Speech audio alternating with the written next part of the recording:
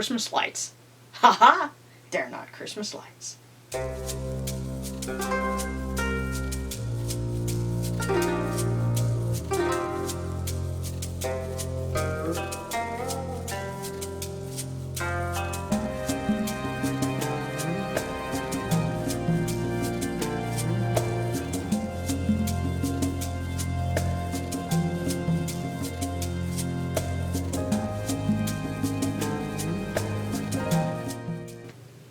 Nini! Hello and welcome to the Kemetic How-To Guide for Egyptian Pagan and Kemetic practitioners. I'm your host, Sharon. The Muslim month of Ramadan ended in mid-May. This, of course, being 2021. The Muslim calendar is lunar-based, and so dates tend to shift from year to year. But you might be asking, Sharon, that's Muslim. We're supposed to be talking ancient Egyptian religion, right? What does that have to do with the other? Actually, while the subject of the month of Ramadan and its culminating feast, Eid al-Fitr, have nothing to do with pagan traditions, this was when the Prophet began receiving the revelation of the Quran, the ways that the holiday is observed have echoes going on well before the time of the Prophet. And in fact, you could kind of think of the month of Ramadan as sort of the Muslim equivalent of Christmas. It's their biggest holiday. Eid is a joyous occasion for them, and the ways that they celebrate it go all the way back to their pre-Muslim roots. And that's just like Christmas. Think Christmas trees, mistletoe. There's some parallels here. And specifically, there's one symbol of Ramadan that's known all over the world, and it originates in Cairo, Egypt. And that's what we're going to be talking about this episode. The lantern, known in Arabic as the fanous. And yes, this is a little plastic lantern. I'll talk more about that in a minute. Now, even blogs and news articles from Egypt mention the fact that lighting lamps goes all the way back to pharaonic tradition and things like New Year's observances, and how right they are. But I wanted to fill in a few gaps and point out that the Egyptian lanterns evolved with the technology of the time. And so there's a continuum of not only that evolution, but also cross-fertilization, leading right up to these fun and maybe a little kitschy Ramadan lights. Notice that one of the things on here is a lamp. Of course, your most basic oil lamp with a little wick, has been in constant use for millennia. This parallel example came from an Indian grocery store. These things are still used in Hindu practice. And, of course, in our Recon altar video, sometimes these could become works of art in and of themselves, like an example that was a decorative holder and stand from the tomb of Ka in 18th dynasty Egypt. The best lamps were made from alabaster. And you've actually seen examples in other videos of mine. Here's one. Technically, I have to say this is Egyptian alabaster, or calcite, but we know what we're talking about. It's a wonderfully translucent stone, and you had two beautiful examples from the tomb of Tutankhamun, one of which was carved to look like water lilies. But the other one is very unique because when you shine a light on the inside of it, and I'd love to know how they figured this out, you can see a painted scene on the inside of it that shows the king and the queen. And they really, really need to release color photos of this because the black and white ones just make me want to see more. But really, if you think about it, and I personally consider our modern glass jar candles to be a descendant of this idea, where you have light from the inside that shines through a translucent scene. Now, by the Roman period, artisans were making terracotta lamps in the shape of Bes and Isis and other deities. And unfortunately, the examples that I have from the book Religion in Roman Egypt are not very good. You can kind of see where some of them might have had a little reservoir for the oil. These terracotta lamps were easy to mass produce and affordable for the average home, which made them very popular. And as a matter of fact, as Egypt converted to Christianity, you started seeing terracotta lamps of the figures of saints and things like that. Now, while glass manufacture has been around since the Bronze Age, it really didn't start making huge advances until the Roman period, because that's when they developed clear glass for the first time, and the means to smelt glass into panes, which is kind of important not only for windows, but also if you're going to be making little lanterns. And those were the developments that were needed in order to lead eventually to the Ramadan lamps that you had come out of medieval Cairo.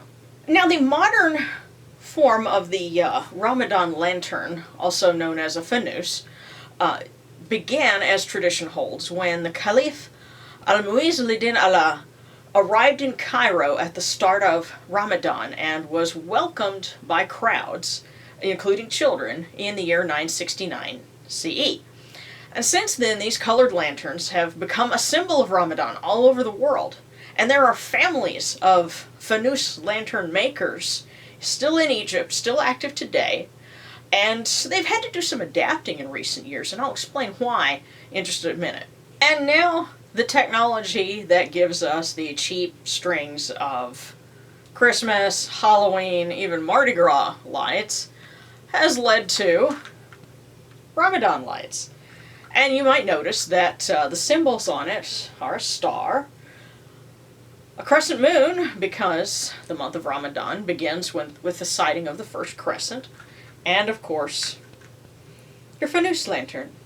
But the same source that makes these lights is also causing some competition for the Egyptian fanous makers, and that is Chinese factory goods. Case in point, I went to a local Middle Eastern grocery store recently, and I picked up those lights and also this lantern that I thought was kind of neat, but it's made in China. And in researching this topic further, I learned that these cheap Chinese imports are hurting the livelihoods of these traditional fanous makers in Cairo and other places in Egypt. And while the mass-produced versions, they can play Ramadan songs, kind of like those obnoxious Christmas ornaments that play Jingle Bells or Deck the Halls, and when you turn on the little thing, it's just as startling.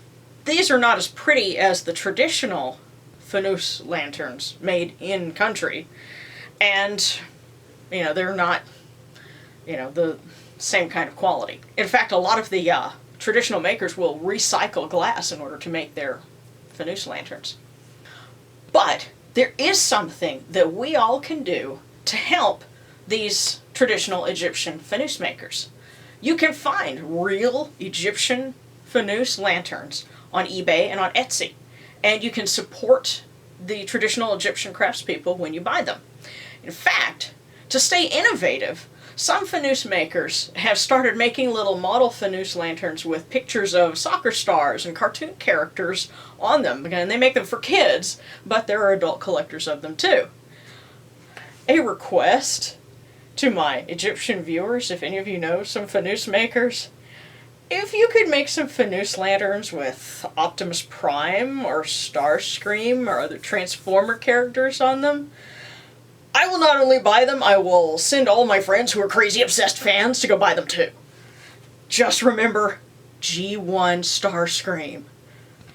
In researching this topic, I also learned about some other traditions associated with the month of Ramadan that seem to have some ancient parallels. For example, it's of course custom during the month of Ramadan to eat a pre-dawn meal before the start of the fast, and that meal is called suhoor. Well, in some countries, including in Egypt, someone who plays a drum will go walk through the streets and wake up people so that they can have their pre-dawn meal before the fast starts. And this reminded me of some of the descriptions, which are fragmentary, but, trying to put together what might have been done for festivals for goddesses like Mut and for Hathor, when they were celebrating the return of the distant goddess, because there seems to have been vigils, and people would they would await the return of the goddess, and it makes me wonder, was there someone that would go around with a drum or with sistrums to wake people up so that they could get up and participate in some other part of the festivities? Finally, there are these colorful fabrics that are called Chiamia, or tent fabrics, and they use them for tablecloths and decorations, and I'll show you a picture. And during the month of Ramadan, these are very festive fabrics, often red. Red seems to be associated with that. And they make these in Egypt. And I can't help but think that the ancient Egyptians, their ancestors, would have decorated for festivals with bright fabrics very much like that. Or at least, the best they could with the dyes that they had at the time. Because remember, linen doesn't accept dyes very well. So maybe they had embroidered things, or, who knows, painted fabrics. But you can really see a continuity with that idea. So there again, if you want to support modern Egyptian artisans and incorporate something that is authentically Egyptian into your own practices, I would suggest go again on Etsy especially and look for Chiamia or Ramadan tablecloths. So about that Chiamia cloth, that's what this is. This is actually, I believe it's polyester. I bought this from an Egyptian dealer in America. Funny thing is, it was a listing on eBay, but when it got sent, it was in Amazon packaging. So there's got to be something going on with that. People listing things on eBay, but it's being fulfilled by Amazon. This isn't the first time I've seen that done. But in any case, this is a very popular Chiamia print. It's very colorful, and actually there's a local Middle Eastern grocery called Al Noor, which means the light in Arabic. The owners are Palestinian, but they had some of this cloth because it's very popular.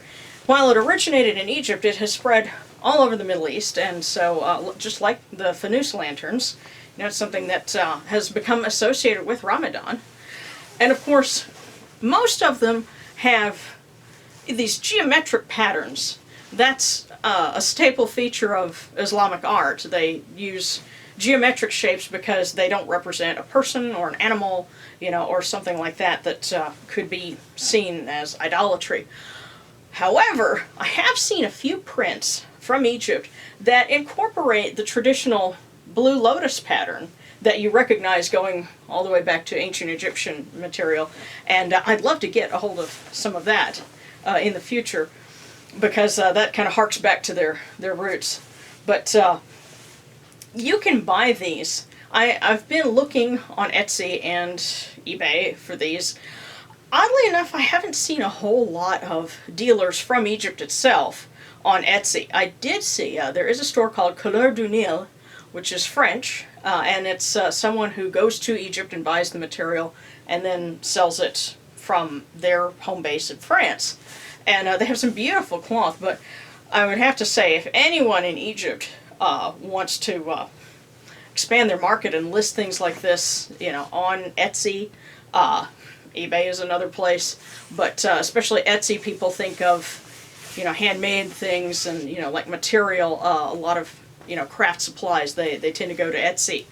And another thing I would suggest, because this is a pattern material, they didn't cut it, and this is very common, I've seen in reviews, a lot of sellers don't cut it, where the design is centered. But, I'm okay with that.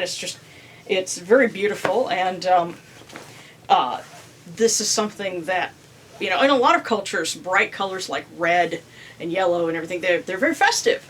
And certainly that's the case for Ramadan. This would go on a table for, the feast after sundown, the breaking of the fast, and I wanted to get something because this signals the Egyptian heritage that stretches all the way back to ancient Egypt and, continues today, in modern Egypt, because, again, if the ancients could have printed and dyed materials with the technology that we have now, they could have made something like this, that they would have. And so they would be wanting to take things like this and, decorate, festival spaces with it. So, keeping it in, in the tradition. So there you have it. Had Pharaonic civilization extended into the modern day, you can pretty well imagine that they would be using things very similar to what we have now for traditional holidays. And again, in learning about this, I also found out some things that we can do to help modern Egyptians who are trying to make a livelihood off of their traditions and bring them to the rest of the world. And it's a way that we can keep that going. And, what better way to, show our appreciation for the homeland of the things that we enjoy. As always, don't forget to subscribe, like this video, share it with your friends, join us on Patreon, and tune in on Fridays, 8:30 p.m. Central Time for, our live broadcasts. And, if you subscribe, you'll find out when the next video is up. But you'll find out about it even sooner if you go on Patreon. So be sure to check the video description for other links and check us out. In the meantime, this is Sharon wishing you Sanepti. Enjoyed this video? Then be sure to hit like and subscribe to the Kemetic Independent channel. You can also buy my books on lulu.com and shop for pagan supplies in my Etsy store. Check the description for links. And special thanks to all my Patreon supporters. Join us for updates, outtakes, and exclusive videos only on Patreon.